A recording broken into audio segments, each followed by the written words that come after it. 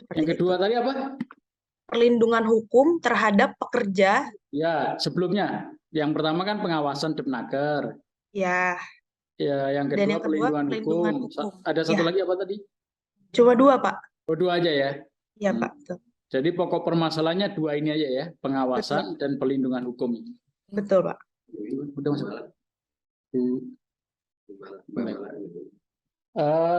Selamat siang, Ibu Mala. Selamat siang. Selamat datang, Ibu Mala. Selamat bergabung, Ibu Mala.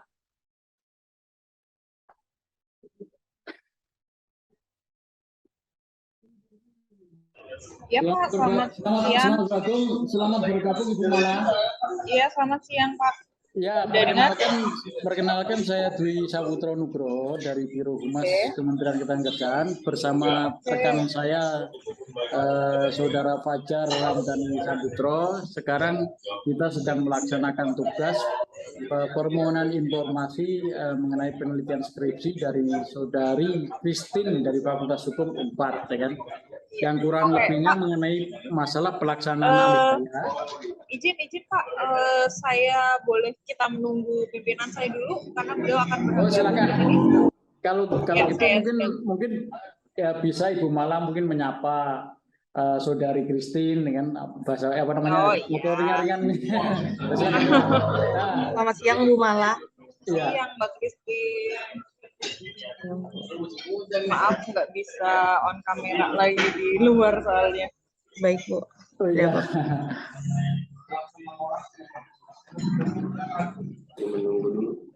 Ditunggu sebentar ya Mbak ya, saya coba hubungin pimpinan saya dulu soalnya mau katanya. Baik.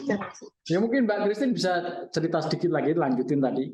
Kan ada latar belakang, ada pokok permasalahannya di dua ini ya. Nanti kita fokuskan di situ ya, supaya nggak melebar kemana-mana.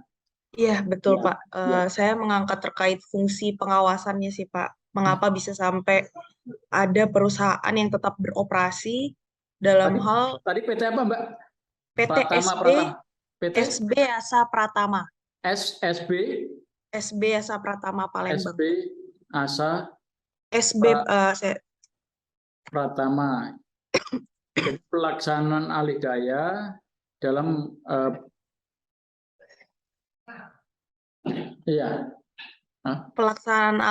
pelaksanaan pekerjaan alih daya oleh perusahaan alih daya yang tidak terdaftarkan pada Dinas Ketenagakerjaan setempat.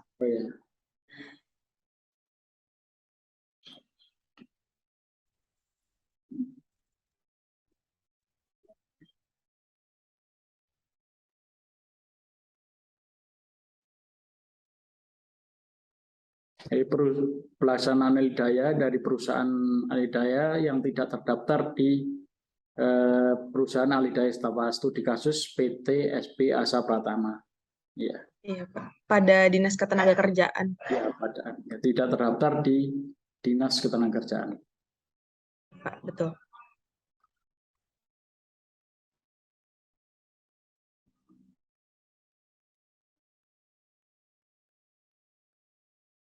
Jadi ya, Pak, ini.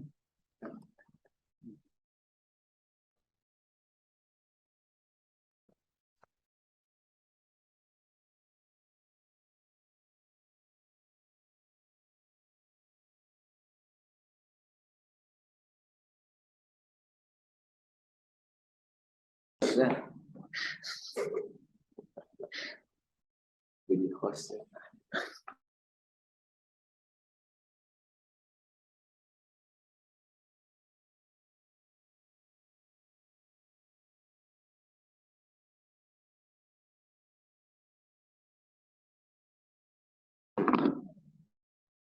Mbak Christine, Saudara Christine, iya, yang Pak. Bisa lanjut ngobrol-ngobrolnya.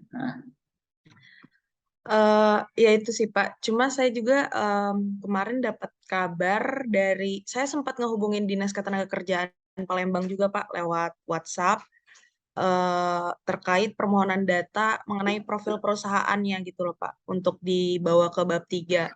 Cuman ada kendala juga, katanya PTSB ini katanya sudah di PKPU, cuma masih dalam proses seperti itu.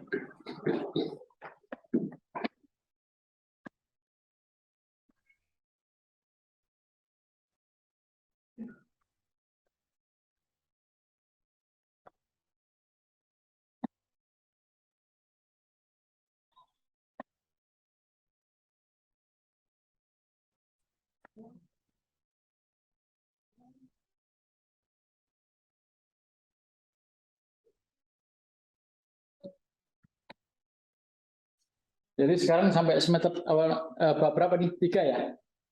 Bab 3 menuju bab 4, Pak. Oh, bahan yang nanti dari Naker ini untuk bab 4 ya? Iya, Pak, betul. Rencana berapa bab ya? 5 bab, Pak, kalau skripsi. Bab Iya. 5 kan, bab 5 skrip, apa penutup ya kan? Iya, Pak, betul. Berarti Ya, bab 4 ini bagian isi ya, udah masuk iya, isinya, betul. masuk isinya itu ya. Betul, menjawab identifikasi masalah di bab 4 ini. Sudah sempat datang juga ke Disnaker Palembang ya, Sumatera Selatan Palembang. Kali itu belum, Pak, karena mungkin agak atau mungkin jauh juga, Pak. Atau mungkin wawancara secara virtual juga. Nah, kemarin itu saya sempat hubungin, katanya, oh kalau misalkan masalah itu langsung aja ke Binwas Ketenagakerjaan. Makanya saya langsung Ya. tuh. Terus data-data yang itu yang studi kasus di lapangannya dari mana? Itu dari putusan, Pak, direktori putusan. Oh, direktur putusan ya. Iya, betul. Sudah ada putusan yang resminya Iya, di luar 2021, Pak. Berarti ini program kekhususan hukum tata negara ya? Bukan, Pak. Kalau saya sebenarnya hukum ekonomi. Jadi mengangkat Ekonomi, bagian ketenagakerjaannya, betul. Oh, hukum ekonomi ya.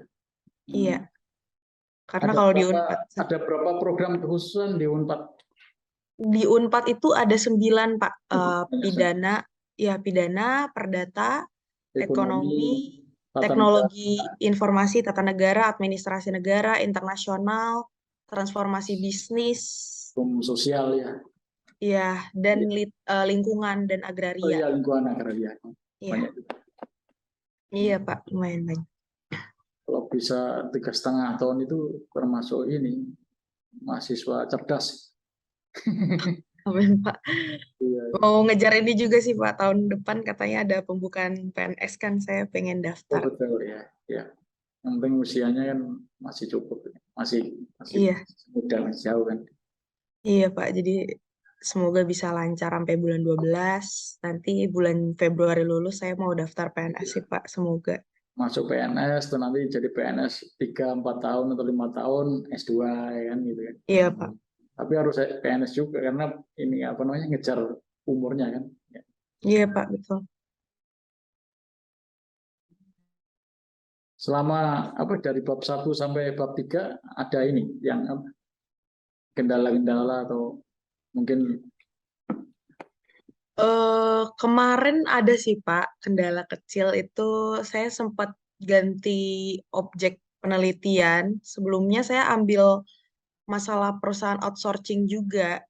Itu masalahnya karena dia di putusan itu digugat terkait perusahaannya itu bukan badan hukum. Sementara Undang-Undang Ketenagakerjaan ini kan sudah beralih ke Undang-Undang Cipta Kerja, Pak. Jadi masalah perusahaan alih daya itu harus berbadan hukum. Waktu di Undang-Undang Ketenagakerjaan itu dipengecualikan. Ada terkait pekerjaan pemborongan sama perusahaan alih daya. Dan untuk pekerjaan pemborongan itu tidak masalah kalau dalam bentuk perusahaannya CV seperti itu. Sementara di situ saya perusahaan yang tidak berbadan hukum tapi melaksanakan perjanjian alih daya seperti itu. Tapi ternyata ditolak gugatannya sama hakim. Jadi saya agak miss di situ. Oh, dari situ terus ganti topik ya? Iya, Pak. Jadi ke sini. Ternyata kalau ini benar. Padahal udah jalan bab berapa itu waktu topik yang lama? Baru bab 1 sih, Pak. Cuma Bab udah 1. selesai ya. Karena kalau di hukum kan proposalnya udah di ACC sama itu pembimbing. udah.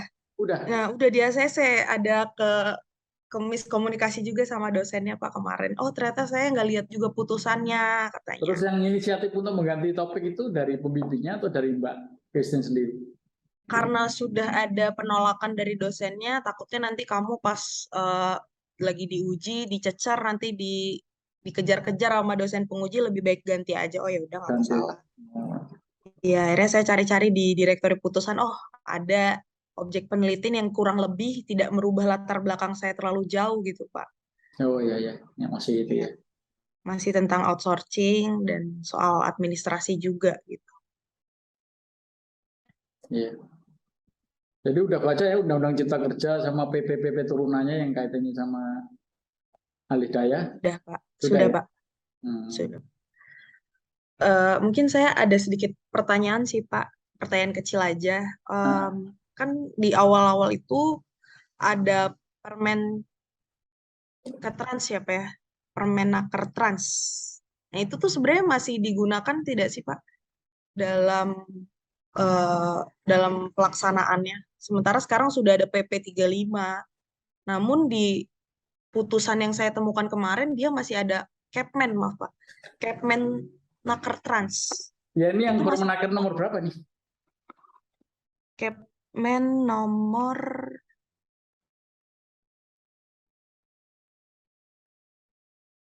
yang tahun 2004, syarat-syarat penyerahan sebagian pelaksanaan pekerjaan kepada perusahaan lain.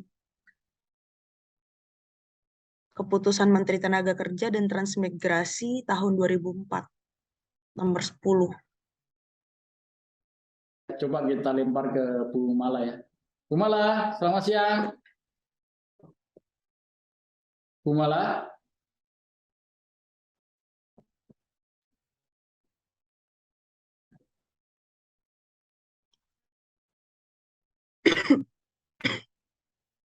Selamat siang, Bu Mala. Masih. Mungkin bisa jadi bagian dari pertanyaan saya nanti aja, Pak, nggak apa-apa. Iya, ya. Udah masuk ke materi. Ya. Iya, betul. Betul. Maaf, Pak, tadi Bapak dari divisi apa ya, Pak? Saya di rumah, ya kan. Tapi background saya memang juga fakultas hukum juga. Oh, Ya, iya, iya. Oke, Pak. di fakultas hukum di UI.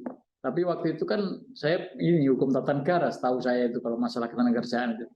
Oh, iya, iya.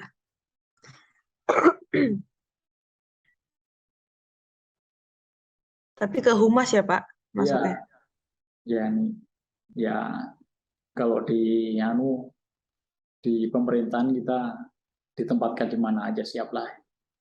Iya, Pak, betul. Nggak usah pilih-pilih karena kan belum tentu juga ya ini sedikit ini ya background pendidikan kadang-kadang juga tidak similar atau apa namanya selaras dengan mungkin bidang pekerjaan yang kita dapatkan itu. Iya.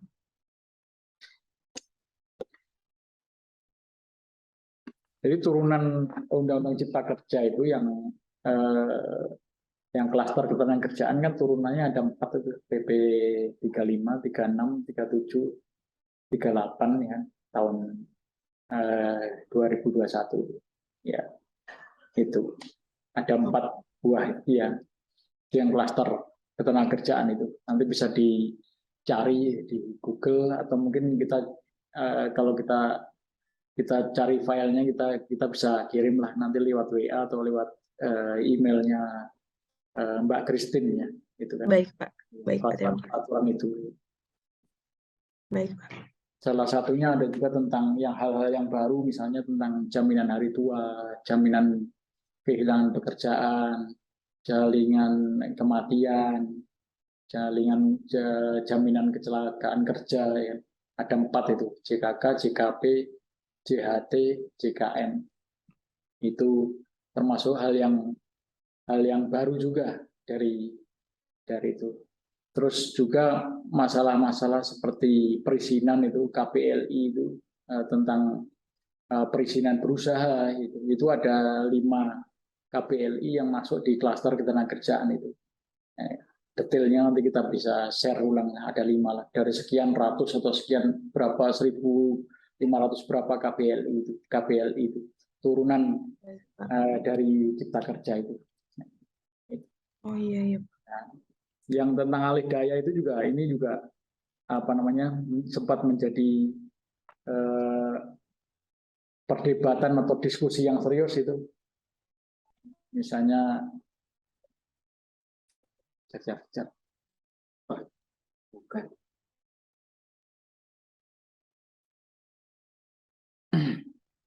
Karena di undang-undang yang lama, Undang-Undang Nomor 13 2003 kan sudah mengatur juga mengenai masalah alih daya, masalah pesangon dan sebagainya itu. Dengan munculnya undang-undang yang baru, memang ada beberapa perubahan. Misalnya kalau pesangon di undang-undang yang lama 30 berapa kali gaji itu ketika itu. Di undang-undang baru ada semacam revisi, memang agak berkurang, tapi ada tambahan tadi itu jaminan kehilangan pekerjaan, jaminan kematian, jaminan hari tua segala macam yang memang itu merupakan semacam bantalan sosial atau jaminan sosial bagi pekerja itu. Meskipun ada syarat kepesertaan BPJS ketenagakerjaan itu kalau Mbak pernah dengar itu ya. Iya.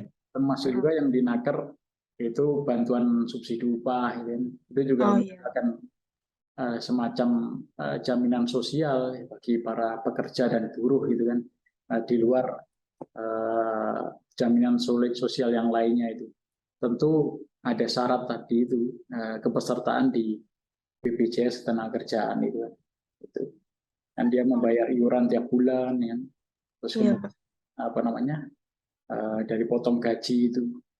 Kemudian dari situ mendapatkan semacam fasilitas atau jaminan sosial kaitannya itu bantuan subsidi upah, jaminan kehilangan pekerjaan, jaminan kecelakaan kerja, jaminan kematian, jaminan hari tua, segala macam itu. Saya kira itu nilai-nilai positif atau hal-hal positif atau nilai tambah dari Undang-Undang Cipta Kerja yang kaitannya dengan klaster kerjaan itu ada.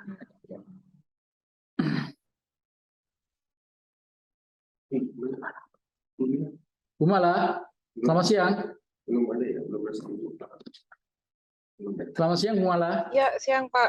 Ya mungkin bisa menyapa sedikit atau merespon sedikit kalau mungkin tadi mendengarkan bincang-bincang ringan saya dengan Mbak Christine ini. Makin kita pancing karena ini mahasiswa Unpad ya yang grade-nya juga tinggi nih, IQ-nya juga tinggi, makin kita pancing dia makin nanya yang berat-berat. Oh iya Pak, makanya saya kalau membuka satu pintu, semua pintu kebuka ini ya Mbak Christine ya. Iya, berat-berat udah masuk materi perkara kalau di ini Bu Mala ini. Iya. Mungkin silakan bincang-bincang ringan lah itu apa itu. Boleh sih Mbak, mungkin kita Zoom kali ini kita santai saja ya Mbak ya. Nggak usah terlalu yang formal-formal gimana. Betul. Ini sambil kita nunggu Pak Rihat, mungkin kalau memang ada yang mau dimulai, ayo. Nanti saya bantu menjawab yang bisa saya jawab, atau sambil nanti menunggu Bapak Rihat daripada nanti kita tunggu, soalnya tadi beliau ada keluarganya yang sakit Pak ternyata. Iya. Baik, kita mulai aja ya. Ya. Baik Pak. Ya, terima kasih Ibu Mala. Ya, terima kasih juga kehadirannya dan juga Mbak Christine dari Fakultas Hukum Unpad. Tadi sudah secara singkat diceritakan bahwa topik dari penelitian skripsi ini mengenai pelaksanaan alih daya perusahaan yang tidak terdaftar di Dinas Ketenagakerjaan setempat, studi kasus PT SP Asa Pratama di Palembang. Yang kemudian izin Pak, Bapak Rihat sudah bergabung ya Pak ya? Oh ya, selamat siang, selamat bergabung Pak Rihat Purba. Selamat siang Pak Rihat. Selamat siang Pak Rihat. Selamat siang ya. Selamat siang. Pak Rihat, perkenalkan saya Dwi Saputra Nugroho Pak dari Biro Humas. Dan ini rekan saya sahabat Fajar Ramdhani Samputro. Kita pernah sempat jalan-jalan ke Medan itu Pak, terus nunggu lama di bandara itu Pak. Iya baik Pak. Ya. Tapi suaranya ini, kurang jelas ini. Aduh. Suaranya jelas. Saya ini yang ini ya. Iya. Ya. Ini ada Mbak Christine dari Fakultas Hukum Unpad. Iya Pak. Ya. Baik Pak. Mbak Christine ini tadi udah cerita secara sekilas bahwa dia melakukan penelitian skripsi untuk studi akhir di Fakultas Hukum Unpad yang kurang lebih topiknya pelaksanaan alih daya perusahaan yang tidak terdaftar di Dinas Ketenagakerjaan setempat, studi kasus PTSB Asa Pratama, Palembang, Sumatera Selatan. Yang kurang lebih topiknya, ya kan, atau mungkin pokok permasalahannya yang ingin ditanyakan nanti seputar pengawasan Departemen Ketenagakerjaan atau Dinas Ketenagakerjaan setempat, kenapa perusahaan tersebut bisa lolos, ya kan? Bagaimana pengawasannya, apakah akibat hukumnya, dan apa sanksinya. Terus yang keduanya perlindungan hukum bagi pekerja di perusahaan tersebut yang notabene tidak terdaftar tadi itu. Kurang lebih di dua hal itu nanti mungkin Mbak Christine bisa elaborasi atau pendalaman langsung ke Pak Riyad Purba. Saya kira waktu dan tepat kita persilakan Pak Riyad Purba. Nanti sambil interaktif juga bisa tanya jawab dengan Mbak Christine. Mbak Christine kan menyimak. Saya kira saya persilakan Pak Riyad Purba. Ya. Baik, terima kasih Pak. Ini sebetulnya saya masih sedang dalam perjalanan ini, saya berhenti sebentar, mudah-mudahan ya bisa, karena ini saya mau ke rumah sakit, anak saya kebetulan dirawat nih, jadi nggak apa-apa lah saya sempatkan untuk memberikan mungkin sedikit apa yang ditanyakan tadi, kalau terkait dengan perusahaan alih daya. Sekarang kan perusahaan alih daya ya, sesuai dengan PP 35 tahun 2021, bahwa perusahaan alih daya itu adalah pada umumnya sama dengan perusahaan pada umumnya. Artinya memang dia harus mendapatkan pendaftaran dari OSS ya. Nah, sekarang terkait dengan kalau umpamanya ada perusahaan alih daya yang katanya dia perusahaan alih daya namun tidak mendapatkan perizinan dari OSS, tentunya ini adalah sesuai dengan pasal Undang-Undang 35 PP 35 itu ada sanksinya, yaitu mulai tapi memang sanksinya itu adalah sanksi administratif mulai dari teguran sampai kepada pembukuan kegiatan usaha. Nah, terkait dengan perlindungan terhadap tenaga kerja yang bekerja di perusahaan alih daya, itu pada umumnya adalah sama dengan perlindungan pada tenaga kerja pada perusahaan pada umumnya. Kenapa? Karena sekarang kan bahwa kita ketahui bahwa hubungan kerja daripada pekerja yang bekerja di perusahaan alih daya itu adalah kepada perusahaan alih daya, bukan kepada perusahaan pemberi kerja. Jadi tidak ada hubungan antara pekerja yang bekerja di perusahaan alih daya itu kepada perusahaan pemberi kerja. Nah, terkait dengan hak dan kewajibannya itu seluruhnya adalah dilindungi oleh perusahaan pemberi alih daya. Perusahaan alih daya. Itu mungkin singkatnya, Mbak, mungkin ada hal-hal yang perlu dieksplor lagi, silakan. Baik, terima kasih Pak Rihat untuk penjelasannya. Sebelumnya saya mau bertanya dari mendasar dulu ya Pak. Sebelumnya dalam hal pendaftaran sebuah perusahaan alih daya itu sebenarnya perusahaan harus mendaftar kemana Pak? Apakah ke Dinas Ketenagakerjaan Kota atau langsung ke Kementerian Ketenagakerjaan Pak? Sekarang melihat daripada sekarang kan sudah di pendaftarannya kan sudah secara online ya Mbak ya. Kalau umpamanya itu pendaftarannya itu bisa di dinas provinsi, kemudian bisa di dinas kabupaten kota, kalau nggak salah, itu melihat daripada skop daripada wilayah kerja daripada perusahaan alih daya itu sendiri. Baik, Pak. Terima kasih, Pak, untuk penjelasannya. Mungkin pertanyaan selanjutnya, bagaimana sih, Pak, membedakan tugas pokok dari Dinas Ketenagakerjaan di provinsi dengan Direktorat Pengawasan dan Pembinaan di Ketenagakerjaan, Pak? Nah, pada umumnya sama, Mbak. Karena kenapa? Karena undang-undangnya kan sama, ya kan. Cuman perbedaannya adalah kalau teman-teman kami pengawas di dinas provinsi itu di dalam hal pemeriksaan memang agak sedikit berbeda. Kenapa? Karena teman-teman kami di dinas tenaga kerja di provinsi itu ada mengenal yang namanya pemeriksaan berkala. Artinya pemeriksaan berkala ini adalah pemeriksaan ini dilakukan secara berkala, apakah itu setahun sekali, dan kemudian ada juga pemeriksaan yang namanya pemeriksaan pertama. Nah, sedangkan di kementerian itu tidak dikenal. Di kementerian itu adalah pengawas itu bisa melakukan pemeriksaan ke perusahaan ketika ada katakan laporan ataupun ada permasalahan-permasalahan yang berskala nasional. Katakanlah seumpamanya perusahaan itu ada di lintas provinsi. Nah, pada umumnya terkait dengan prosedur pemeriksaan itu adalah sama, Mbak. Karena kenapa? Karena mulai daripada pengawasan itu kan mulai daripada preventif edukatif, melakukan sosialisasi, kemudian represif justisia, represif non justisia, mulai dari pemberian nota sampai kepada represif justisia. Itu aja yang membedakan sih, Mbak, terkait dengan kalau di daerah itu ada pemeriksaan berkala ataupun pertama, itu adalah tugas daripada pengawas yang ada di daerah, sedangkan di kementerian itu adalah tidak melakukan itu. Itu aja mungkin secara ini, Mbak. Baik, terima kasih Pak. Berarti apabila kemarin kasus yang saya kaji itu adalah permasalahan di daerah Kota Palembang. Nah, berarti yang bertanggung jawab di situ Disnaker Palembang kah? Atau Kementerian Ketenagakerjaannya langsung Pak yang harus turun ketika ada permasalahan yang masuk ke meja hijau seperti itu Pak?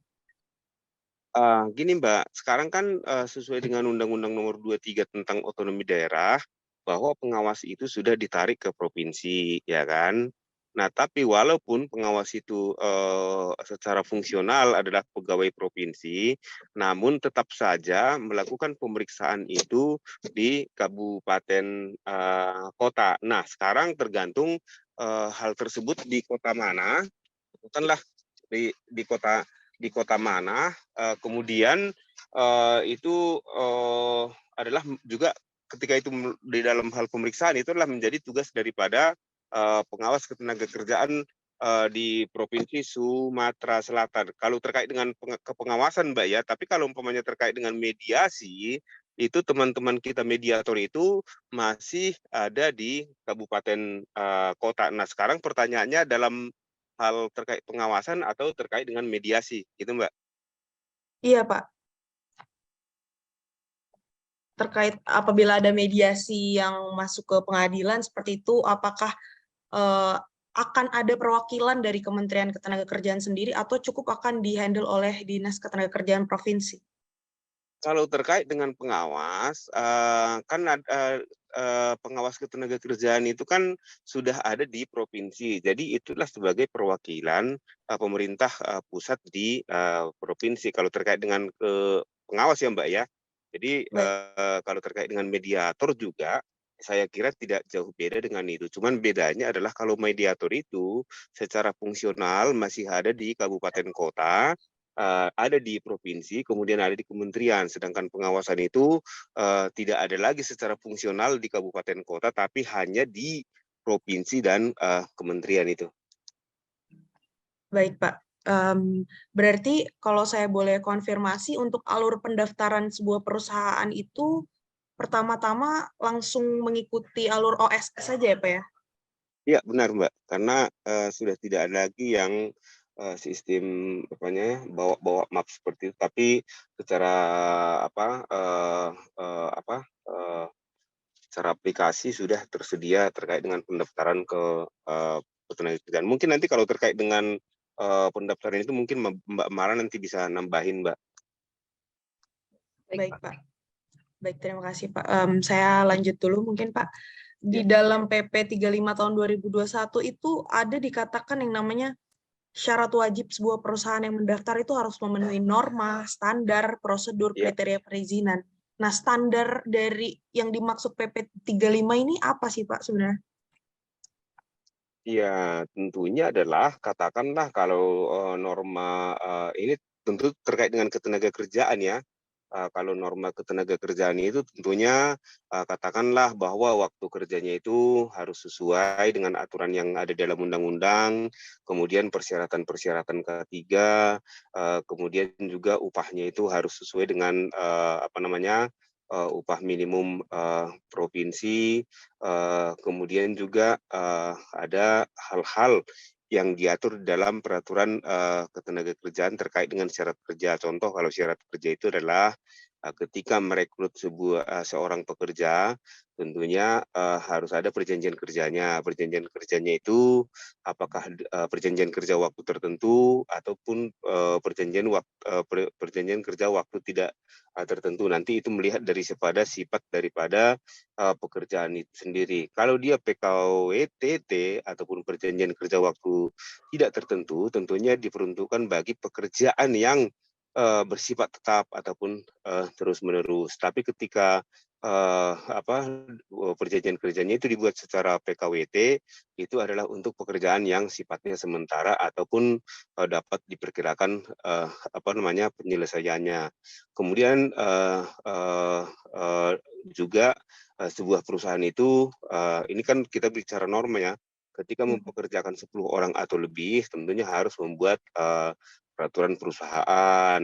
Kemudian ketika ada yang namanya serikat pekerja di sebuah perusahaan itu bisa membuat yang namanya perjanjian kerja bersama kalau memang diinginkan oleh serikat pekerja tadi untuk membuat membuat perjanjian kerja bersama.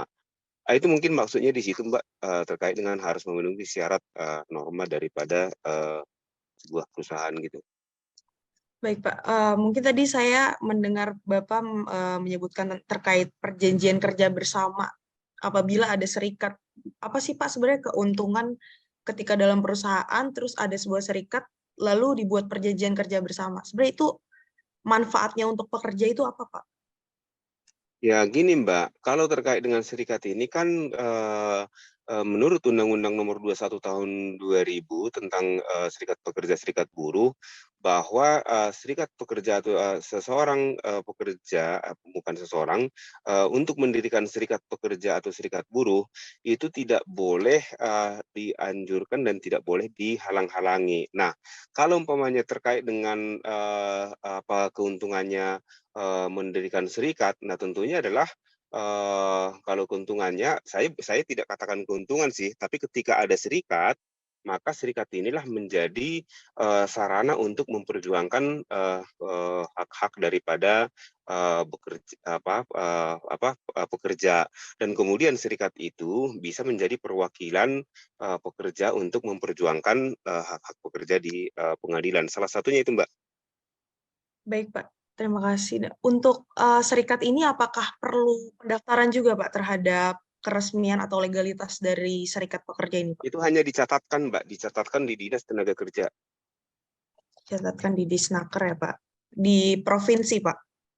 Enggak, di kabupaten kota. Oh, kabupaten.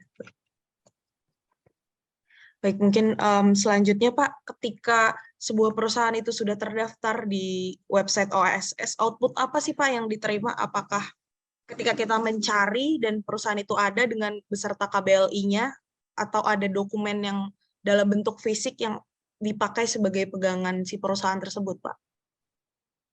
Mungkin nanti Mbak Mala ya yang jawab itu terkait dengan Ya, siap Bang. OSS itu ya. Siap. Baik, terima kasih. Mau lanjut dulu aja Mbak. Baik. Selanjutnya Pak, saya agak bingung dengan adanya ketimpangan antara Undang-Undang Ketenagakerjaan dengan Undang-Undang Cipta Kerja. Kalau di Undang-Undang Ketenagakerjaan itu sendiri kan yang disebut yang harus didaftarkan itu perjanjian pemborongan ya kalau di Undang-Undang Ketenagakerjaan. Kalau misalkan di Undang-Undang Cipta Kerja ini, apakah cukup perusahaannya saja yang didaftar? Apabila PKWTT atau PKWT dengan karyawan barunya itu tidak perlu didaftarkan lagi di Disnaker, Pak? Jadi sekarang gini Mbak, kalau sekarang itu kan sesuai dengan Undang-Undang Cipta Kerja, kita tidak mengenal lagi yang namanya sistem pemborongan itu. Jadi itu kan yang dulu itu Undang-Undang 13 dan Permenaker nomor 19 ya. Ada dulu PPJB namanya, PPJB perusahaan. Dulu kan ada dikenal dua outsourcing itu, ada PPJB dan ada perusahaan pemborongan, karena sesuai dengan Undang-Undang nomor 11 tahun 2020 dan turunannya PP 35 tahun 2021 tidak mengenal itu lagi. Artinya begini, semua pekerjaan itu sekarang sudah bisa diserahkan kepada perusahaan alih daya. Ya itu ya. Kalau dulu kan ada dibatasin hanya 5 sektor, ada security dan seterusnya. Nah sekarang pada prinsipnya semua jenis pekerjaan itu di perusahaan pemberi kerja sudah bisa diserahkan kepada perusahaan alih daya, dan hubungan kerjanya itu bisa saja dibuat secara perjanjian kerja waktu tertentu ataupun perjanjian kerja waktu tidak tertentu. Cuman ketika perusahaan itu membuat perjanjian kerja waktu tertentu, ada syaratnya sesuai dengan putusan MK nomor 7 kalau nggak salah, itu harus ada dibuat pernyataan untuk bersedia membuat surat pernyataan untuk keberlangsungan daripada pekerja tersebut. Katakan gini, tahun ini perusahaan A mendapatkan pekerjaan daripada perusahaan B. Tetapi tahun berikutnya perusahaan itu, pekerjaan itu didapatkan oleh perusahaan C. Itu harus ada surat pernyataan keberlangsungan pekerja. Itu aja sih membedakan, Mbak. Jadi tidak mengenal lagi PPJB dan apa satu lagi itu di Undang-Undang 11 itu tidak ada mengenal lagi yang namanya pemborongan dan seterusnya gitu, Mbak. Baik Pak, terima kasih. Mungkin udah cukup jelas di bagian itu Pak. Selanjutnya terkait sanksi administratif Pak. Tadi Bapak bilang bahwa akan ada teguran sampai pembekuan kegiatan perusahaan. Nah, kualifikasi apa sih yang membuat si perusahaan itu akan dibekukan atau dia cukup diberi somasi saja seperti itu Pak? Nah, kualifikasinya salah satu tadi Mbak, ketika perusahaan alih daya itu tidak terdaftar di OSS, ya kan? Itu kan kalau sanksi administratif itu kan ada tahapannya itu, mulai daripada teguran tertulis, ya kan? Kemudian pembekuan sebagian pembekuan sebagian kegiatan usahanya. Kemudian yang paling itu adalah yang langkah terakhir itu adalah pembekuan seluruh kegiatan usahanya. Berarti membekukan daripada kegiatan perusahaan tersebut gitu, Mbak. Baik Pak. Mungkin ini sebuah pertanyaan opini sih Pak terkait kasus yang saya bawa bahwa Dinas Ketenagakerjaan sendiri mungkin bisa disebut saya kurang lebih menyebutnya entah lalai dalam melakukan pengawasan terkait pendaftaran, terutama di perusahaan yang saya ambil itu di Palembang, Pak. Menurut Bapak, kenapa sih bisa terjadi hal tersebut? Apakah fungsinya kurang dijalankan secara optimal atau objek perusahaan yang terlalu banyak dan dibandingkan dengan pengawasnya yang lebih sedikit? Seperti itu. Mungkin dari Bapak sendiri, pendapat Bapak bagaimana, Pak, terkait hal tersebut? Lalainya itu dalam hal apa kira-kira, Mbak? Bisa lebih spesifik lagi? Ya, mungkin setelah mereka 5 tahun beroperasi, namun dalam hal tersebut perusahaan SB ini tidak terdaftar di Disnaker, tapi kegiatan perusahaan mereka tetap berjalan, Pak.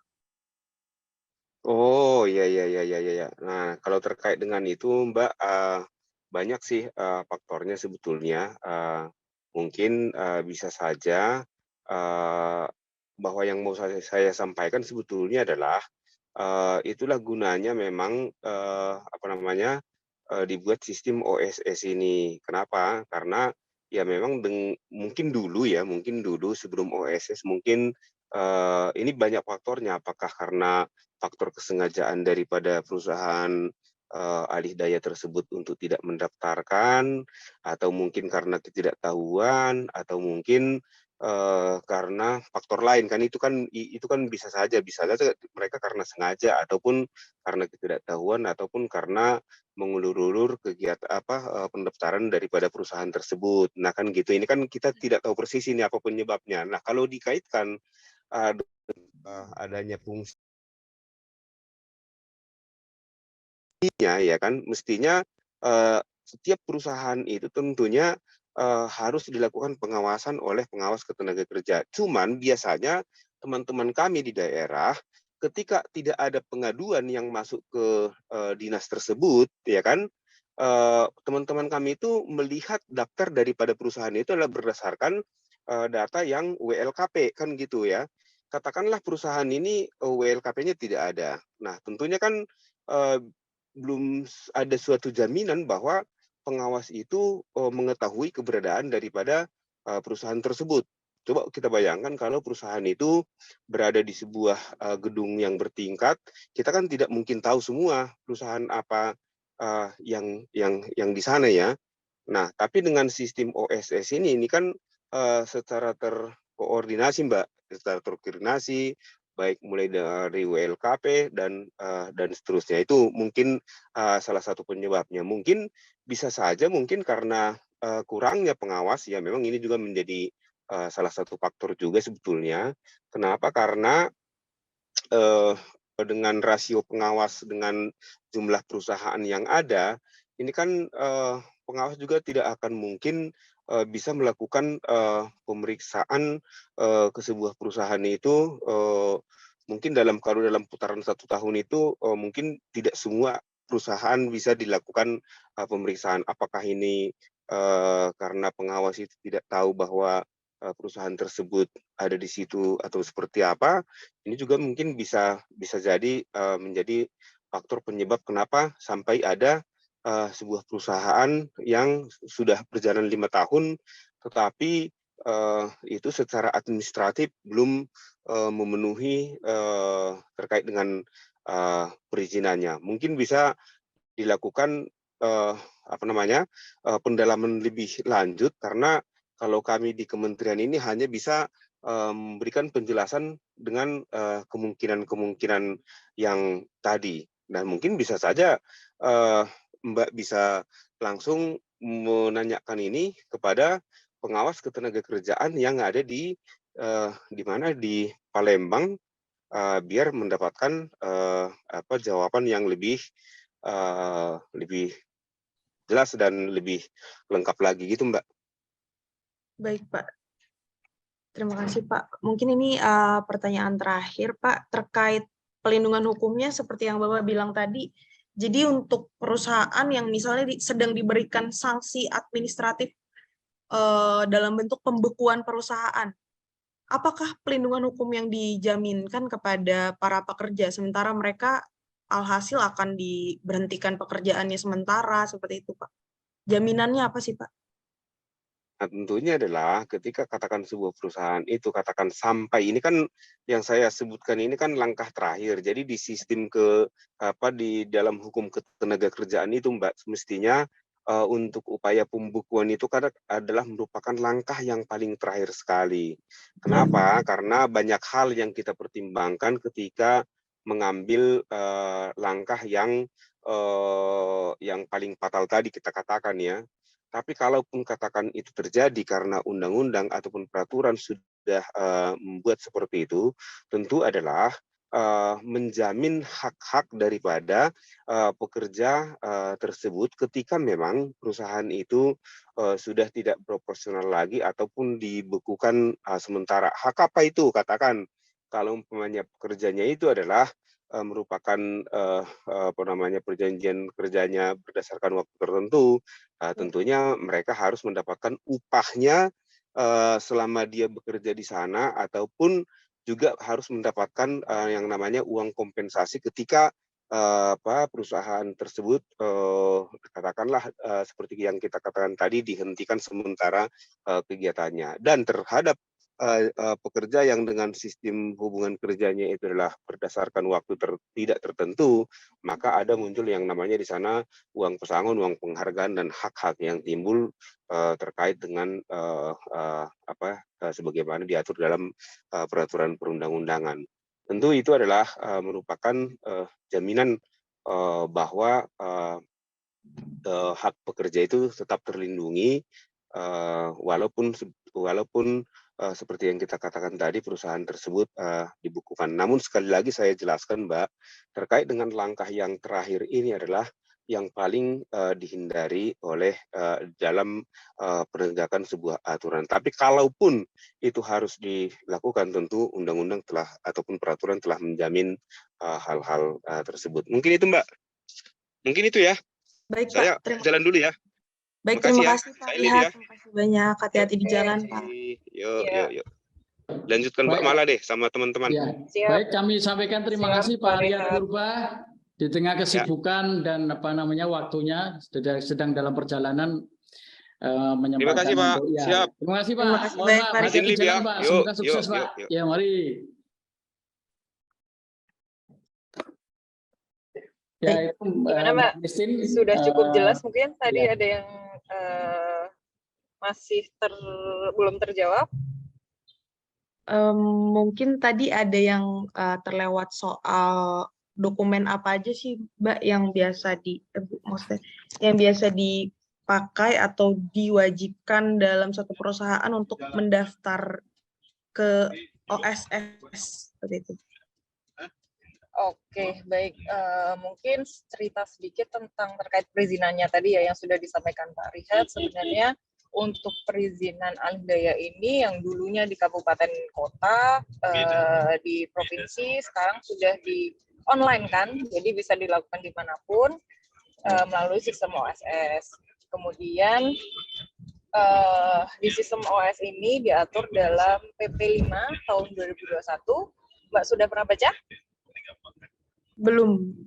Oke, nanti di situ mungkin kunci untuk memahami perizinan alih daya ada di situ, di mana pada PP 5 nomor 2021 tersebut sebagai turunan Cipta Kerja itu disebutkan perizinan-perizinan dan syarat-syarat apa yang harus dipenuhi perusahaan untuk mendapatkan perizinan di OSS. Untuk alih daya ini di PP 5 tahun 2021 disebutkan KBLI-nya kalau tidak salah 78300. Di KBLI tersebut disebutkan kalau itu adalah perusahaan dengan resiko rendah, sehingga tidak ada syarat-syarat lain atau syarat-syarat detail lain yang diperlukan perusahaan, hanya mendaftarkan di OSS dengan KBLI tersebut.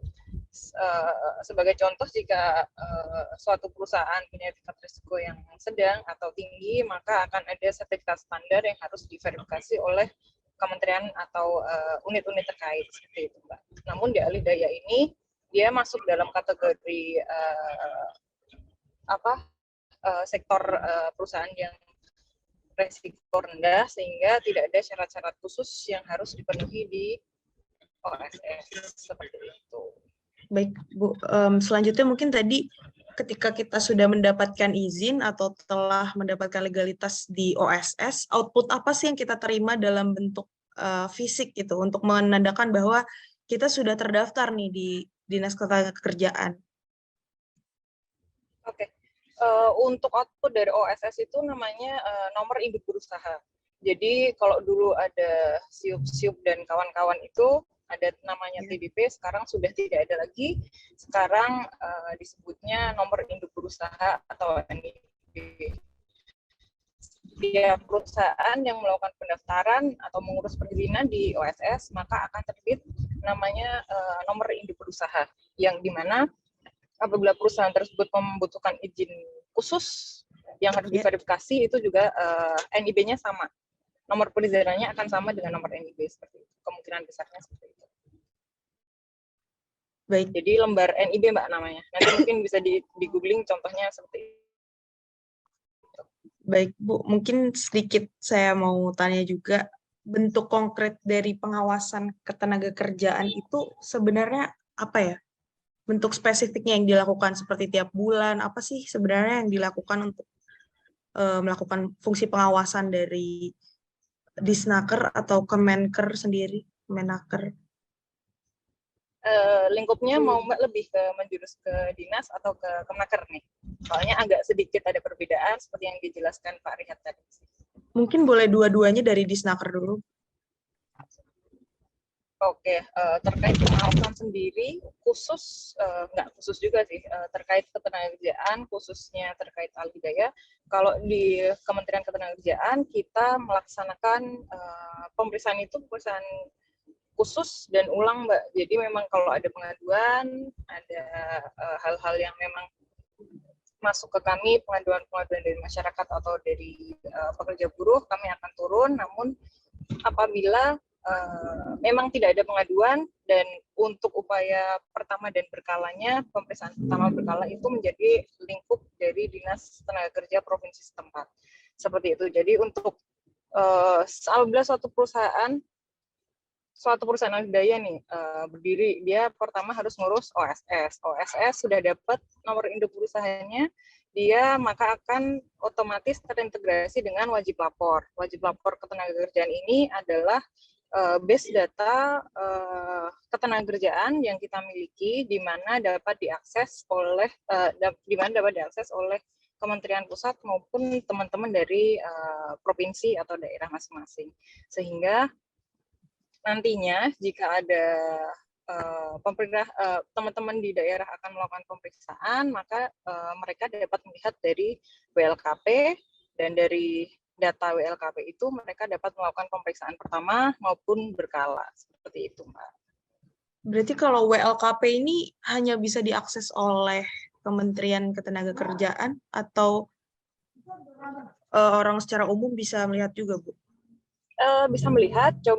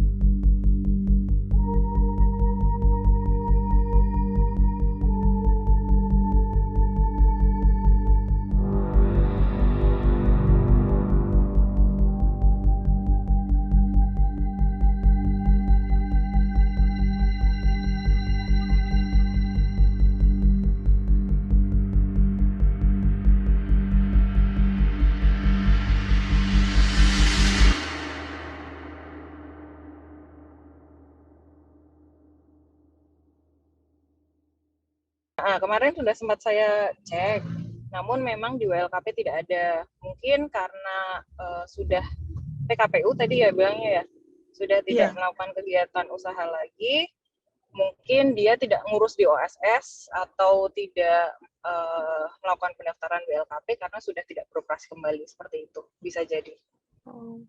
Jadi datanya sampai saat ini belum ada ya, Bu? Tidak ada. Kalau dari database wajib lapor, kita tidak menemukan data terkait PT yang Mbak akan periksa tersebut. Sehingga kalau seandainya nanti di lapangan diketahui perusahaan tersebut melakukan kegiatan perusahaan sebagai perusahaan Alhidayah, maka dimungkinkan kemungkinan besar dia belum mempunyai izin OSS tersebut, izin dengan KBLI khusus tersebut. Seperti itu. Baik. Mungkin untuk pertanyaan dari saya cukup sudah terjawab oleh Pak Rihat dan Bu Mala. Mungkin cukup sekian. Terima kasih juga Bu Mala. Ya baik, kami sampaikan terima kasih Bu Mala ya kan, yang menyempatkan waktunya dalam perjalanan juga ini. Iya Pak. Izin Mbak. Ya. Mbak Christine. Tadi kayaknya saya sempat mendengar obrolan awal tadi ya. Tadi untuk terkait Kepmen berapa tadi ya? Permenaker. Syarat-syarat 2004, Bu. Yang syarat-syarat itu tadi sudah saya coba telusuri. Ternyata sudah ada Permenaker pencabutannya. Yang tadi benar kan ya Mbak? Tadi nanya dicabut dengan apa atau masih berlaku betul, atau Bu. tidak? Tadi sudah saya coba telusuri, dicabut dengan Permenaker berapa ini? 23 tahun 2021. Coba nanti dicek kembali ya Mbak ya.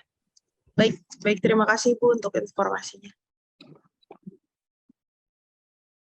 Ya, kami sampaikan terima kasih kepada Ibu Mala dan Mbak Christine Terima kasih juga Pak. Semoga saya kira udah cukup ya mewakili ya pertanyaan-pertanyaan atau pokok permasalahan dari yang Mbak Christine ingin gali. Ya. Betul Pak. Terima kasih kami dari Biro Humas Kementerian Ketenagakerjaan mengucapkan terima kasih atas partisipasi dan kehadirannya dalam Zoom ini. Dan mohon maaf apabila ada kekurangan dalam pelayanan permohonan informasi ini. Kami sampaikan terima kasih Ibu Mala, Christine. Baik, terima kasih Pak. Terima kasih Mohon maaf. Terima kasih Pak Wassalamualaikum sudah warahmatullahi wabarakatuh. memfasilitasi. Ya, siap. Waalaikumsalam. Ya, selamat jalan Mbak Sukses Mala. ya Mbak Christine ya. Terima kasih Bu. Semoga segala selesai skripsinya. Ya. Amin. Terima kasih Bu. Terima kasih Pak. Ya. Ibu. Ya, sama-sama ya. Semoga sukses ya ininya. Skripsinya. Baik, terima kasih ya Pak. Hari-hari. Makasih ya Pak. Saya izin leave. Ya, siap-siap. Di mobil ini, Pak. Gimana? Lagi di mobil nih. Iya Pak. Oh. Iya.